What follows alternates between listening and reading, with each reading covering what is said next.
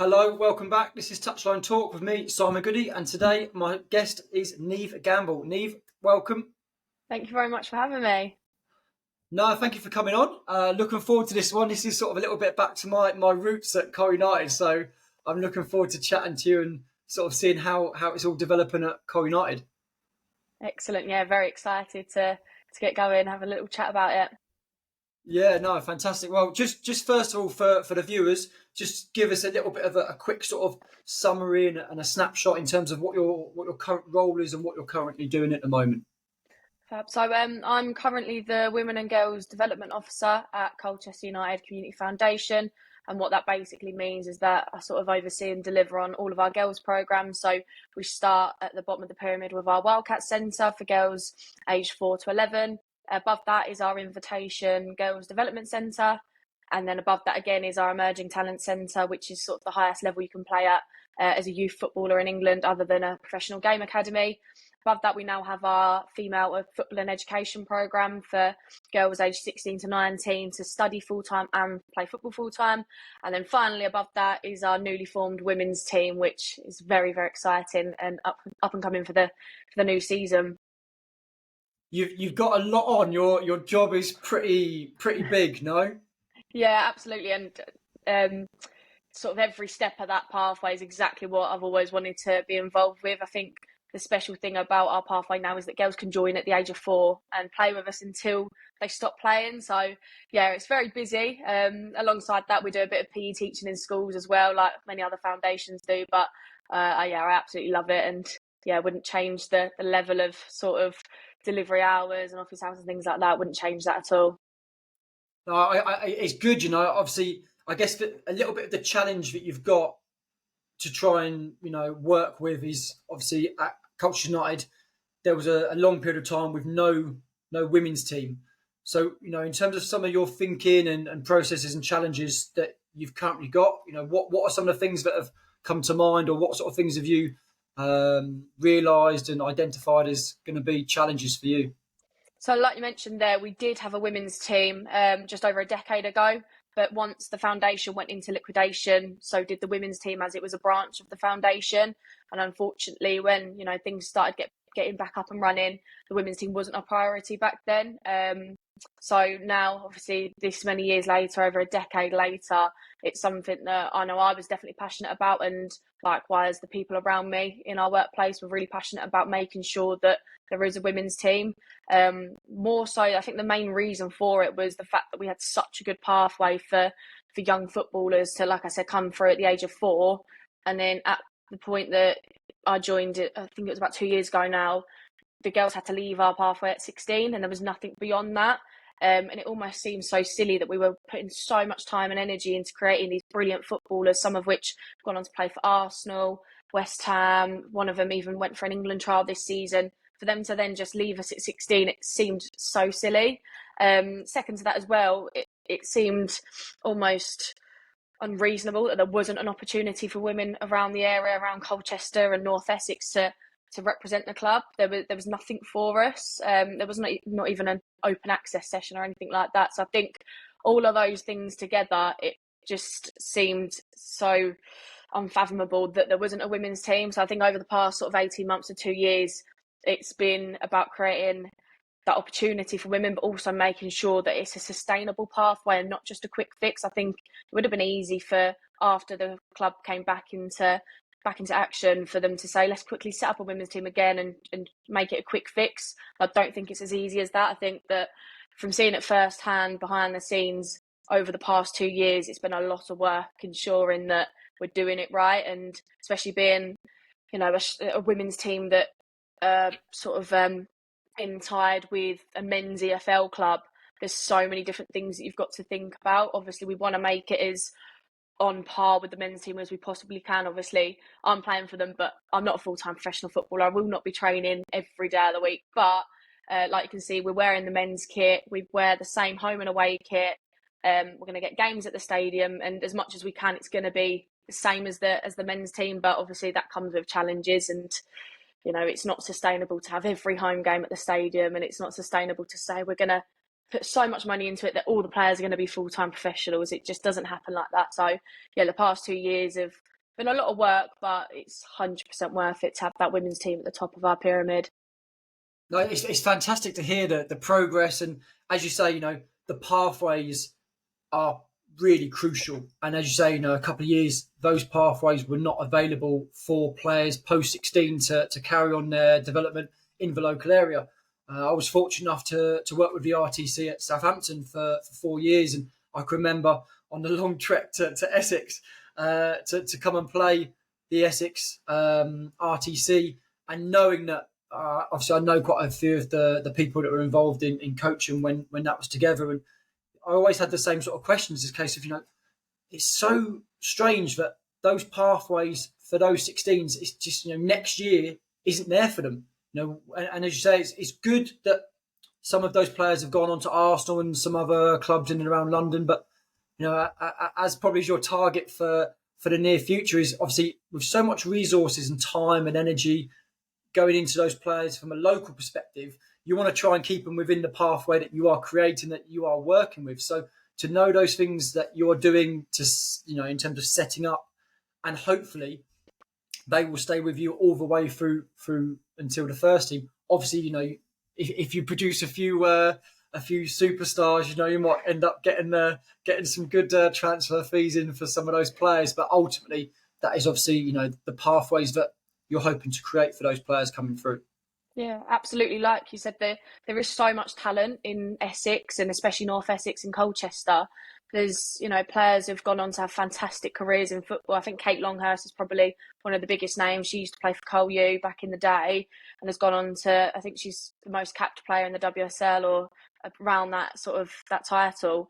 And obviously we want to nurture that talent and we want to retain that talent as best as we can. But the overall aim is to someday create some lionesses. And I think looking at our pathway now, without a doubt, there's players that, as long as they stay on the right path and they get their heads down and continue at the rate they're going at, there is definitely players in our pathway now that will go on to play for England one day. And I'm so confident with that obviously it's about putting in the work now from our end and from their end and ensuring that they develop the best they can because they have that potential. And like I said, Essex is full of really, really good young footballers, and it's about nurturing that talent and hopefully retaining that talent from a Col perspective, but sort of from an unselfish perspective, how can we get these players to fulfil their potential and go as far as they possibly can? Yeah, no pressure then, no? No pressure at all. It's what we do it for, no? Absolutely, yeah. I think one day, imagine seeing a lioness who had come through the ranks at Col. I think that'd be a very special feeling. Like I think I mentioned to you earlier before we started the interview that this season with the ETC, we were able to nominate players for to go to Discover My Talent events, which is essentially an England trial. So I nominated a few of my players, and one of my under-16s sort of made it through to one of the events and got on really, really well. And her sort of feedback to me wasn't anything about sort of the yeah, I did really good, yeah, I did really bad. It was, I had such a good experience. It was great to learn from new players, new coaches and all things like this. And I think that was a real success from our side. The fact that she went in with that type of mindset and was able to go and enjoy a day on that type of stage was really good for us as a club, but also for her and her family. I think that's a huge success of ours. Yeah, I mean, those sorts of experiences for that individual and the stories and the motivation and the pathway that player can show for the rest of the squad, but also the rest of the players in your pathway is massive. And to come back, as you say, with that sort of mentality and those type of experiences from a psychological perspective just shows and demonstrates the positive mindset of that player, the pathways that you are starting to create. And obviously, as you said before, the view that those players can get to that level and can get success at that level ultimately is I guess what you're trying to achieve. Yeah, absolutely. And I think that especially with this player getting that sort of success in terms of recognition from an international perspective, I think that shows to all of our players, whether they're in our development centre or ETC, that that's attainable. Being a part of Colchester United pathway gives you that opportunity, whereas maybe 5 years ago that wasn't possible. There was not really much of a pathway for you as a player to develop and fulfil your potential. Yes, there might have been opportunities for you to play, but was there a real opportunity for you to progress? I'm unsure, but now it's a concrete and there's evidence behind it to say that you can come and fulfill your potential and potentially go on to play for England. And I think that's really, really special and exciting for our players.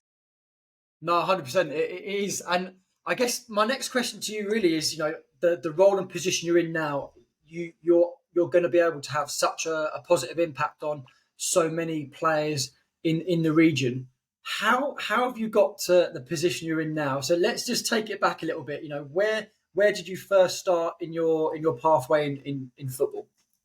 So I think that, like most coaches probably have, I started off just by playing football. Obviously, at the age of 6 or 7, you don't really know what you want to do when you're sort of grown up and things like that. So I started playing football for a club when I was 8. But in school, I'd try and play with the boys as much as I could on the playground and at lunchtimes and things like that. I think I said in a International Women's Day interview that the reason I played with the boys at lunchtime was because all the girls used to sit and make daisy chains and I just couldn't make them. I wasn't very arts and crafty. So just by default, I had to go and play with the boys on the playground. And then from there, just sort of fell in love with playing football. Sort of pestered my mum and dad to let me join one of the local teams, which I did. But at that point, there wasn't really enough girls to have sort of age group squads. So I was I think I was 8 years old when I first started with this club. And there was a group of us. There was some 8-year-olds, 10-year-olds, and I think the oldest was 16, all just playing in one group together because it's all that we could sort of mound together. And then I think maybe 2 seasons later, that same club had multiple girls' squads. And I think we were probably one of the most successful grassroots clubs in Essex. I remember every year going on tour. We did a little Butlins tour every summer at the end of the season. And we used to come home with this massive trophy that was bigger than some of us at that age and bringing it into school for show and tell. And I think just through those positive experiences with that club, I sort of just fell in love with the game. I then went on to trial for the Essex Players Development Centre and was successful getting in. I wasn't until I was 14 actually that I got into that. I think I was a little bit of a late bloomer in terms of actually being a half decent player. But then once I got into the development centre, I then quickly became a part of the schools programme, the Essex Schools programme, Okay. which is obviously just the rep team. And I was lucky enough to be the captain of that. And we did really well, actually. We won, I think, the league title in my first season as captain with that group. And it was actually in that squad with my manager that I was sort of encouraged to go into coaching. My coach at the time for the Essex rep squad was Emma Burden, who still works in the Essex FA now. I think she's probably one of the most, if not the most influential person in terms of my coaching career, in terms of what I'm doing now. Back when I was playing, she was the one who sort of got me into coaching and encouraged me to do that. And she's still at the Essex FA now, and she was then, and she got me into volunteering at basically every event possible. More specifically, women and girls events that were obviously a lot smaller scale than what they are now. But yeah, I used to just volunteer and coach, referee, just do as much involved in football as I possibly could, just to see it from another perspective. And although I loved playing football, I think I found a new love for the behind the scenes stuff, I guess, in terms of the planning and prepping and developing of events and different things like that. I really enjoyed that side of football, and from then the county FA sort of helped me through my badges, and I did referee badges, coaching badges, and pretty much everything just to stay involved with football from that angle rather than just playing. Yeah, I mean, it seems like, obviously, as we all do, as you say, you start sort of in that playing line. And the thing I really liked that you said as well, being involved with rep teams and having those experiences with players from obviously different areas and stuff like that. I mean, from an experience perspective, and obviously the level within rep teams is quite good. Level is really good. So those sorts of experiences, and then to take that back to your clubs must have been really good. And as you said a little bit there in terms of the coaching, I guess having a really positive mentor in those formative years as a coach either can make or break you, I guess, in terms of your love for coaching and your first experiences. Because I guess when you first start coaching, you put a lot of pressure on yourself. There's a lot of things that you don't know. So I guess for you, you know, that mentor in those formative years probably was really key to setting you on this pathway. Absolutely. I think, especially being a female in a male dominated world of football, I think that I don't think, I know for a fact that I would not be involved in football the way that I am now if it wasn't for the mentorship I had from people like Emma Burden. I think without her guidance, her support, and just her knowledge in general, that was invaluable. What she was able to offer me throughout. I think I started maybe at the age of 14, 15, and then volunteered and coached and worked with her up until I left for uni at 18. And I spoke to her the other day at work, and we're still in close contact, and she supports me now through my job and what I do. But yeah, without her support, I think that it would have been very easy just to shy away from any sort of opportunities that might have arose. I think looking back, I was a lot more shy than I am now. I'd say that I'm quite a confident, outgoing person now, but back at that age, I think like most people at the age of 14, 15, you are quite almost worried to rock the boat a little bit. You don't want to overstep the mark and put your opinion just in case it gets turned down and things like that. And I think without a strong female role model, I would have really struggled to have gained anything and even sort of open myself up to those opportunities. I think it's crucial, and I think that it's a really important thing for women and girls who are looking to get into the coaching, refereeing, whatever it might be, that they are surrounded by like-minded, strong-willed sort of female role models. I think it's really important to have that support network of people who know exactly what it's like to be in your position. I think obviously there's so many male coaches that I learned and real amounts from, but to have that connection with a female is sort of a different type of thing, where they know exactly the sort of challenges and boundaries that you might feel. And as much as, you know, the male coaches that I work with never were part of creating those boundaries, it's just something that is almost nice to have with a female coach, and they just know exactly what's going through your head and how to support you best. And I think that was really important for me growing up, having that support network. Yeah, no, absolutely. I completely agree with you. I guess, obviously, you know, from your coaching pathway, at what sort of point did you end up at Essex FA, and what did you do a little bit before that, and then going into Essex FA? So it all just started with, like I said, with the volunteering. Emma, obviously, she works for the Essex FA for I don't know how many years now, but since I've been involved with football, she's been there. She's such a figurehead there, and I think everybody within the county and around the county probably knows who she is. She does a lot of work with women and girls football, and obviously I've had a really clear vision since I was younger that that's exactly what I want to do. I want to go into women and girls football and help grow it as much as possible. From, you know, if I couldn't gone on to play for England, how else can I make it women and girls football even bigger? So I always had that sort of clear mindset of where I wanted to go with it, and Emma was very similar in the sense that she sort of had that as well and knew what she wanted to do. So yeah, at any opportunity, whether she was running a grassroots event or running a summer soccer fun day, whatever it was, I was always, you know, her point of call. Niamh, do you want to come and volunteer at this? Do you want to do this?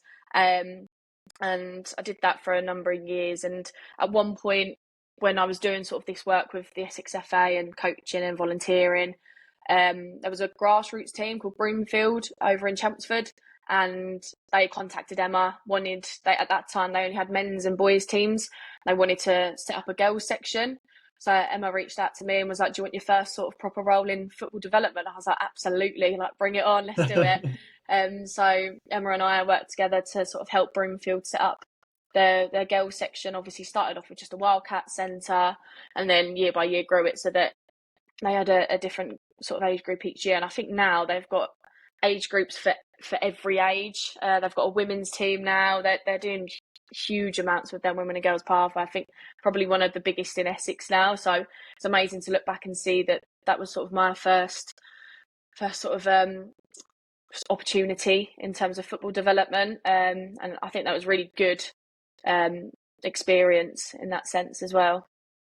I guess kind of starting from an FA perspective, and all of the support, the funding, you know, great professionals. You're saying there, Emma has obviously had a massive impact on your development and your involvement within the girls' game. And obviously, I guess starting within a local FA probably has then really supported you having that platform, working with really, really good people. And then your involvement has just increased from that perspective. So you've really started at a really, really high level in terms of, being involved, coaching and being mentored and seeing how it's run from an FA perspective, having that support and then going in and doing that within a local grassroots setting. There's probably almost no better way, especially at the point in your career where you were, to start with such a positive, supportive environment. You probably couldn't have wished for much better. Yeah, absolutely. I think a big part of that was obviously it all started from playing and just sort of like, in football yourself, it is about who you know. And I think obviously I was lucky in the sense to have such a brilliant coach for the county rep squad. But as well, I put myself forward for the Essex FA Youth Council as well, which was another sort of strand of being involved with the FA and the county FA and things like that. And within that, you got to meet so many different people from across the country. I still have friends now who I met up with at the Women's FA Cup final not long ago. There's a couple of girls from Derby, Manchester FA, who are all doing amazing things in their own football worlds. So yeah, I think being part of that youth council was huge in terms of sort of the access to opportunities that gave you. But yeah, like you said, being sort of having my first experiences in football outside of playing, with it being in the FA and the county FA, I think it's so invaluable. I think it was such a great place to start, and I don't think it's out of reach for anybody. I think it's so accessible in terms of go and join your local youth council, go and volunteer at as many events as you can. They're always looking for volunteers to help run football fun days, to run sort of tournaments across weekends and things like that, and it's so accessible. And it's, like I said, it's invaluable to where it can help you get to, what people you can network with, and the experience you gain from that. Yeah, I just think that's the perfect place to begin. Yeah, no, absolutely. Especially when you're a new coach and you're not very experienced. Having a supportive environment and a supportive pathway really can increase your love of football, increase your confidence within football. I've spoken to many grassroots coaches, and grassroots can sometimes go one of two ways, and it can be a really good, positive experience, or it can be a really, really challenging, difficult experience, as we know grassroots sometimes can be. So yeah, your pathway started off really, really nice, and from your time with Essex FA and with Broomfield, where did you sort of go on to next? So I only really stopped with the Essex FA and Broomfield just to go off to university. And I remember I come back from university to visit home, and I went down to Broomfield to see how they were getting on and things like that. But yeah, at university I studied sport and business management. So again, very similar and sort of linked in well with what experience I'd gained up until that point. And whilst I was at university, I was working part-time for Brentford Football Club, which was a lot more just coaching based rather than running events and things. But again, just sort of new opportunities to go and coach on their girls development centre, go and coach within their local schools, and sort of see a range of their different programmes. And that was my first interaction with a football club's foundation, because obviously up until that point it'd been county FA and grassroots based. So I think it was nice to see a different side of football again that I might not have had access to before. But yeah, I did a little bit before I went to university with the likes of She Can Play, MRFA, again, just sort of independently owned coaching companies. But yeah, once I got to university, I was over in West London. So the natural thing was, how can I stay in coaching? Let's go and apply for a job at a local football club. How different was it in West London compared to Essex, and how was Brentford? What were some of the differences, or what did you take away from those experiences that have probably supported and shaped you better as a coach? I think it was very, very different. It sounds very cliche, but I go from being sort of a big fish in a little pond in Essex to knowing everybody after years of working with the same people. You get to know them all, and everybody knows you and knows what your key strengths are, know how to pick you up if things haven't gone right, and they just know you inside out. So then going across the other side of London to working for, at the time they were a championship club, was a huge change. And obviously there's such a huge foundation, even in comparison to Colchester now, that the size of their community sports trust was huge, and there were so many staff and so many different programs to work on, that it was a huge change. And it was a very hard, like, fast-paced environment. Not saying that working with Essex FA wasn't, but because of the way where I started as such an inexperienced person, that it was almost gradual. Whereas I was sort of thrown in straight away with Brentford. You know, when you've already been coaching for that amount of time and you've got your qualifications, it's, you go out there and you go and deliver this session and that session, and you just got to get on with it. And in a sense, I still felt like a new coach. I think, although I had all that experience of, you know, working with Essex FA and sort of setting up a grassroots club or women's section at a grassroots club, I still felt really inexperienced. I'm not sure why. I think that was just down to the sort of lack of confidence, having my own ability sometimes. But it was almost daunting in that sense. But once, you know, you got into the swing of things, it becomes like second nature, doesn't it? Once you get to know your players, your colleagues, the people around you, you settle in so quickly. And it's, at the end of the day, football's football. Whatever badge you're wearing on your clothes, it really doesn't matter. I think going out there and doing what you love just feels like second nature once you're into it. So it was a different environment, different experience, but I enjoyed it nonetheless. It's those things that really, you know, enhance you as a person, not just as a coach, but as a person. You know, when we talk about player development, we always talk about the experiences that players need. You know, we spoke a little bit earlier about, you know, you send in one of the under 16, you know, recommended one of the under 16s to go for the England camps, and those experiences for that individual are massive, and the experiences that player can then share with the other players, with her team, all comes because of those experiences. And it's the same, I guess, as coaches, that if we want to be the best version of ourselves and, you know, improve on our journey, putting ourselves in some of those uncomfortable situations and new environments, you know, like you're saying, you know, when you go off to university, you go to a different club, you go to a different part of the country, those environments are different. And those are the challenges, I guess, that, you know, you're going to have to come through, and you're going to learn a lot more about yourself. So just, you know, going back, and you don't have to go into any details or anything, but, you know, during your time in London and stuff like that, and with Brentford, what, you know, as an example of maybe a challenging situation or something where you come away thinking that was really tough, you know, what were some of the emotions, and, you know, what were some of the things you felt you had to overcome, and then how do you think that improved you as a coach for now? I think there's two things that sort of stand out for me in the sense of those moments where you do feel like a little bit overwhelmed. I think one was the sort of balancing a whole new lifestyle. I think I've gone from my work with County FA, I obviously lived at home, and I was very blessed in the fact that my mum and dad were able to take me everywhere. You know, wherever I needed to be, I was there, because they were able to always sort of be at that dispose of me, and were able to sort of drive me here, there, and everywhere to make sure I was on time for things. That's what parents are for, no? Yeah, exactly that. I was very, very lucky in the sense of they were always there, able to do anything for me. I never had to really think about what I was doing.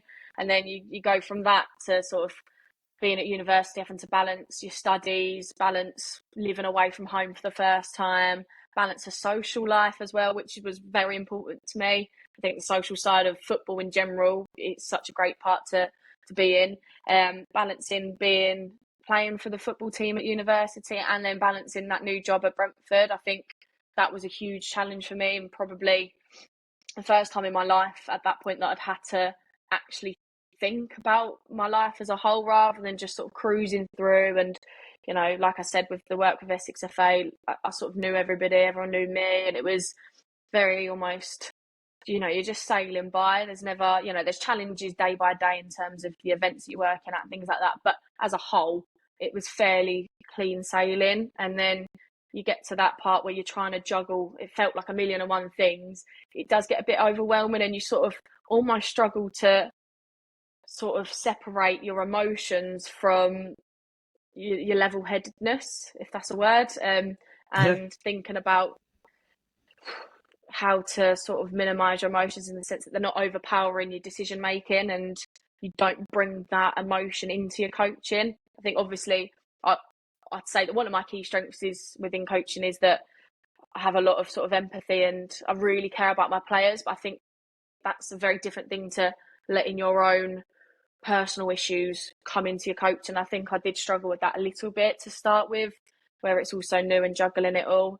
And then I think the second one that I struggled with was almost being surrounded by so many brilliant coaches. And it was, a lot of male coaches at the time. And I almost felt like everybody was so much more qualified than me. I'm just a uni student. I can't possibly keep up with these. The players that I'm coaching aren't going to benefit enough from me. They need someone better. And it's almost your own biggest critic, aren't you? When, you've got so many brilliant people around you. Learn from them then. Don't be putting yourself down just because they've got all this experience, all this knowledge. Doesn't mean that you can't ever get up to that level. It's about being more open-minded and, how can we learn from them rather than just turning away from it and going, it's too much of a challenge, I'm not doing it. I think I struggled with that sort of mindset for a short period of time, and and just sort of had to overcome that, I guess. I guess when you overcome that, obviously the door and the exit on the other side is just so much more rewarding. We've all gone through those moments. When we're on our coaching journey, that you have really tough, challenging moments, and I think any coach would be lying if they didn't have similar feelings when they first started coaching. It doesn't matter where your journey has come from into coaching. You even look at ex-professionals who are new into coaching, that they go through the same experience and challenges as we do, a bit more as career coaches, if you like. And what you're saying there, you're coaching with so many good coaches. You either have, as you say, that mentality of I'm not good enough, or at some point you go, actually, okay, I can learn from these people and I'm going to strive to be better. And I guess that's what we also ask our players to do. The players are normally quite smart and quite clever. They know who the better players are, if you want to, in inverted commas, say that, or who the most experienced players are. And it's a case of, right, okay, try and strive to that level. You want to try and get to that level. So, like we said before, that girl who had the experience of going to the national camps, it's a great role model for the other players to go, okay, I'm going to strive to get to her level, to be better and go beyond that. And then ultimately, for the team, it raises the whole level of that group. And another thing that I really like, and I think is really, really important actually, is that level of emotional intelligence that you develop as a coach to make sure that you're always on a sort of level emotional field when you're working with your players is crucial. We talk about that in teaching, talk about that in coaching. Obviously, you can't, as you said before, you can't bring things from outside coaching to your sessions, because then what impact and what outcomes is that going to have your players? You want to try and create players who can deal with positive moments, can deal with negative moments in similar ways. You don't want to have people that are too high or too low. And sometimes you can see that when a team wins and they're ecstatic. When they lose, then they're down in the dumps and it's end of the world sort of thing. And it's a case of trying to find that balance, which I think you've kind of summarised quite nicely there. Yeah, definitely. And I think that I've had loads of discussions about this actually over the past sort of 6 months, I'd say. One of the guys at CoU, he's doing a PhD surrounding this sort of topic, but about how coaching, teaching, and all those sorts of jobs and careers, it takes so much of your own sort of person, if you like. It's not a job where you don't use any of yourself. It's not something that you just sort of cruise by. It is something that takes so much emotion from you. And I think that that's the best thing about coaching is that that's what makes your coaching specific to you. It's so much about your personality, and me and you might have exactly the same qualifications. We might have had exactly the same experience, but our coaching won't be the same. I think that's such a brilliant thing about the industry. But I think on the flip side of that, being able to sort of control your emotions in the same way that you'd expect your players to is something that, you know, can be quite difficult and comes with experience and comes with age of learning how to deal with that. I think if you've had a really rubbish day yourself and you've got to go out and you're coaching 2-hour session and it's just the last thing you want to do, that's not, you know, you can't accept that. You've got to go and make sure that you're delivering for these players. That's probably the highlight of their day, whether you're coaching academy or open access or whatever you're coaching. For those children and young people, that's probably the highlight of their day, could be the highlight of their week. And if you go in sort of letting your own emotions overtake it and dictate how you come across, it's not acceptable in that line of work, is it? So yeah, I think that emotional side of it and is one can really sort of be the star of your coaching and the way that you deliver. But then on the other hand, it's about how can we control that? How can we be intelligent enough to ensure that it doesn't have a negative impact on the way we deliver? Yeah, no, 100%, 100%, completely agree with you. Next thing, you know, your time at university and time at Brentford then started to finish, and then what sort of was the next step for you? So I'd actually planned on either doing a master's for a fourth year even after I finished my degree, or just continuing working full time for Brentford. I had an offer for a master's course. Had an offer for sports journalism, I think it was, and I think, you know, that was an interest of mine, but wasn't sort of what I had my heart set on from a young age.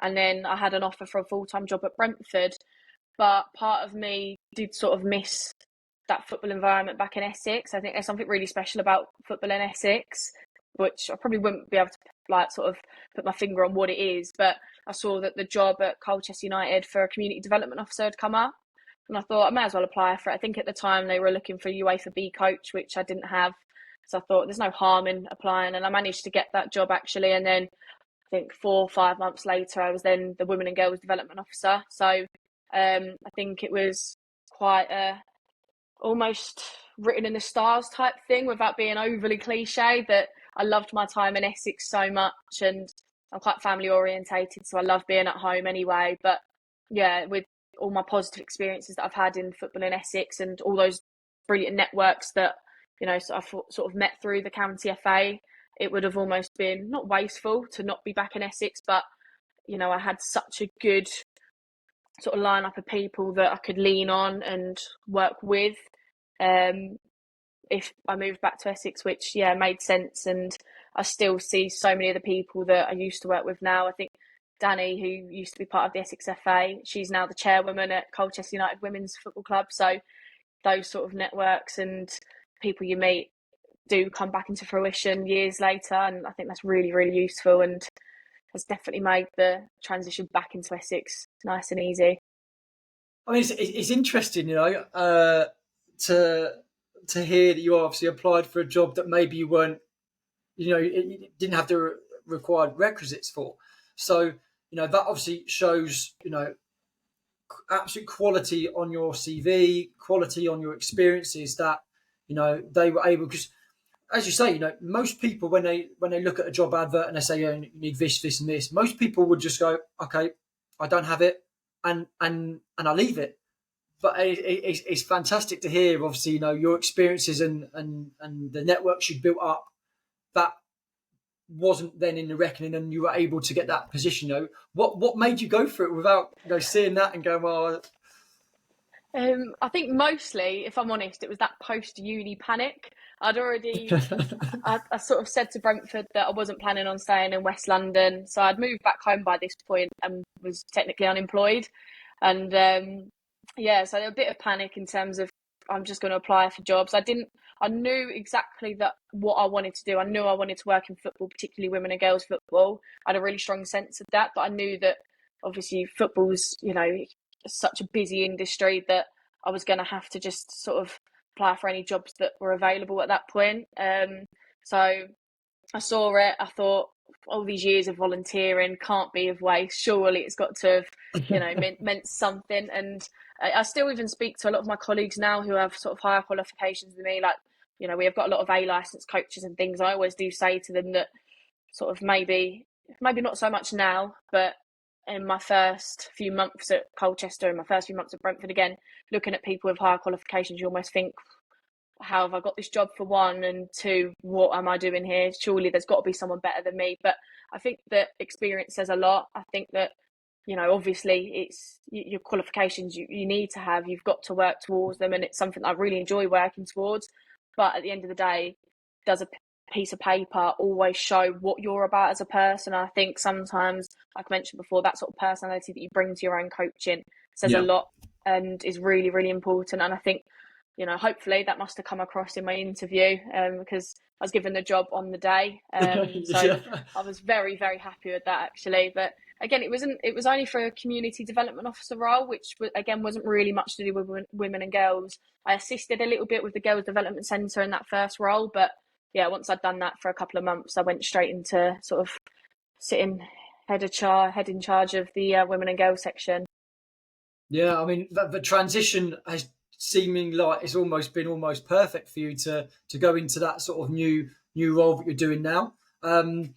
Just talk to us about, what are your sort of plans? What have been the initial challenges that you've had so far, and where are you hoping that Colchester United can go in terms of the women and girls game?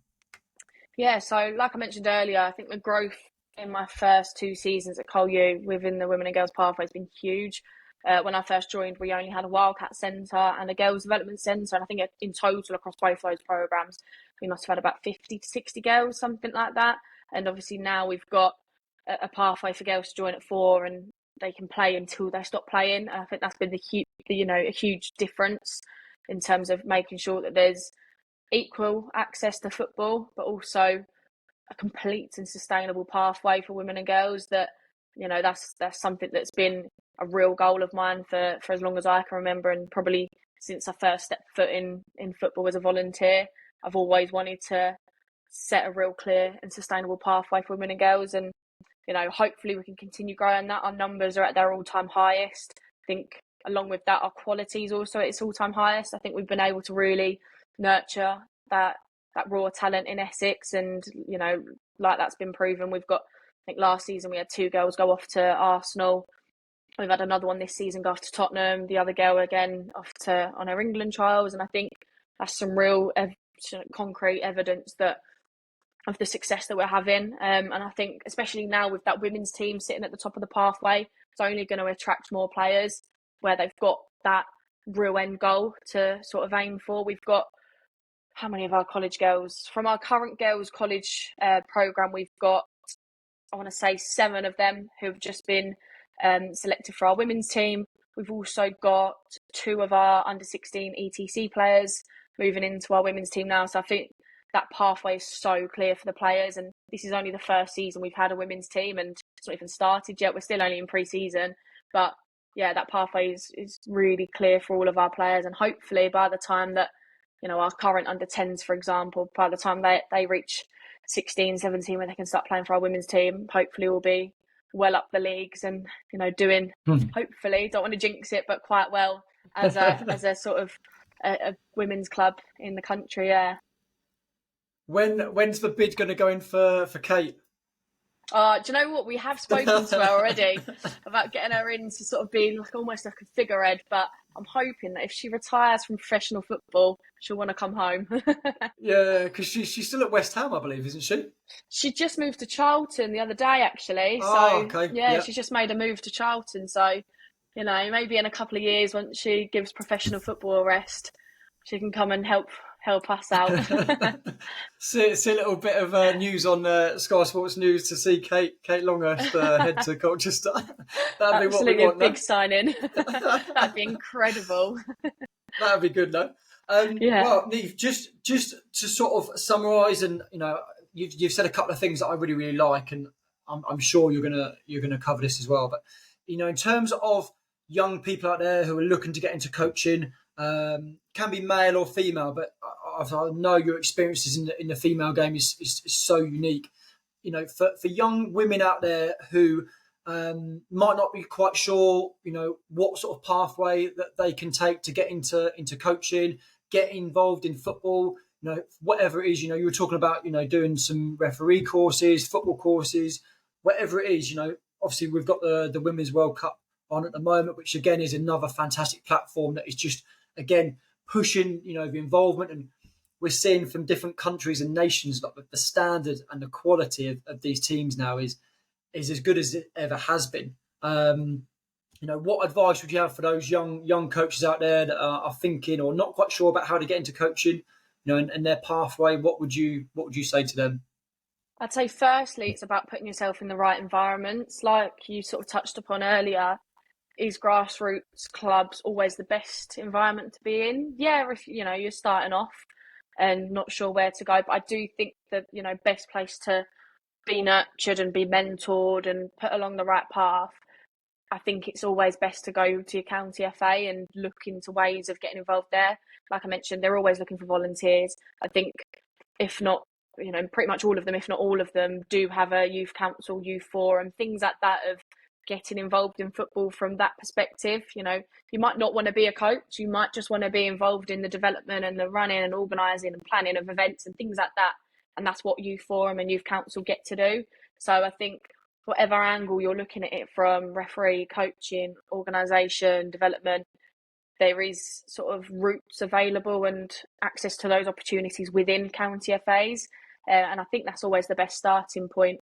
Obviously, you can go and volunteer at your local clubs and get a bit of experience in terms of your coaching and things like that. But yeah, the networking, the access to opportunities, the exposure you get from volunteering within your county FA is so priceless, and certainly has got me to where I am, and without a doubt. Even from the sense of my CEO currently knows I'm a burden, and sort of name dropped that in my interview there, that that network and football is such a small world in terms of who you know. So that whoever you can network with within that county FA is so good, and I'd say definitely start there and just be brave with it. Obviously at that age, at 14, 15, everyone's going to be a little bit shy.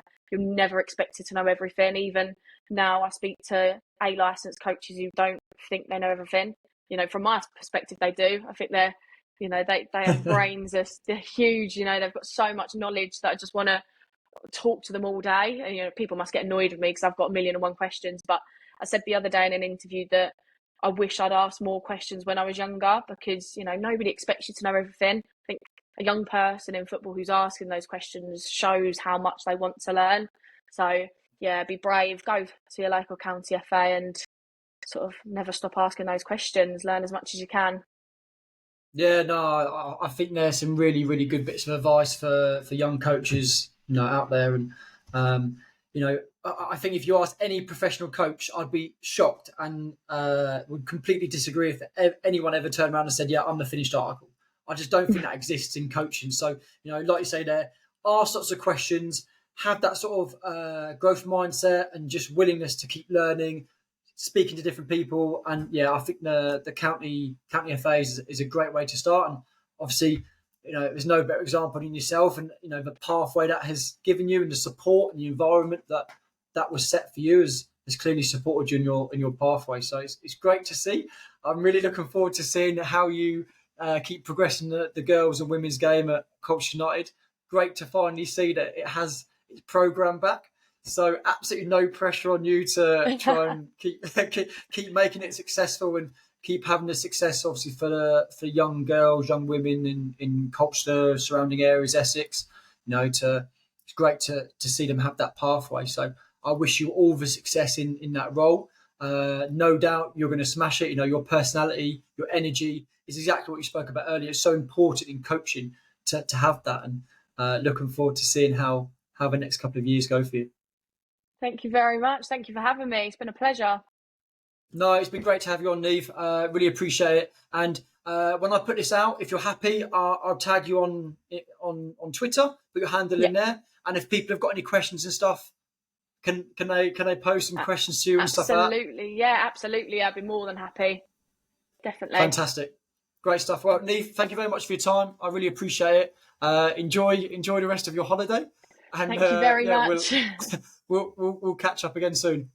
Definitely. Thank you very much for having me. Really enjoyed that. Cheers, Niamh. Thank you. Cheers. Thank you. Bye.